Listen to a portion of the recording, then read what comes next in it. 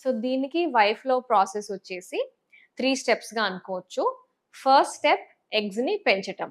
Eggs పెంచడానికి second day or third day of periods నుంచి ఒక 10 డేస్ రోజు ఇంజెక్షన్స్ ఉంటాయి. ఇవి పొట్ట మీద ఇచ్చే subcutaneous injections and least painful injections. ఈ ఇంజెక్షన్స్‌కి ఆ నెలకి పెరగాల్సిన ఎగ్స్ అన్నీ పెరుగుతాయి. చాలామంది అనుకుంటారు ఐవీఎఫ్ చేయించుకుంటే ఇంక మాకు ఫ్యూచర్‌లో ఎగ్స్ పెరగవు అని. అది కరెక్ట్ కాదు.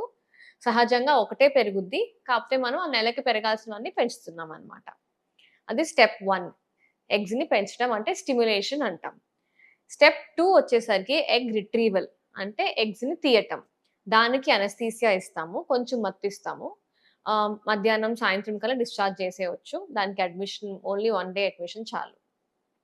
అనస్థీసియా ద్వారా వెజైనల్‌గానే ఎగ్స్‌ని రిట్రీవ్ చేస్తాము. థర్డ్ ప్రాసెస్ వచ్చేసరికి ఇక్సీ.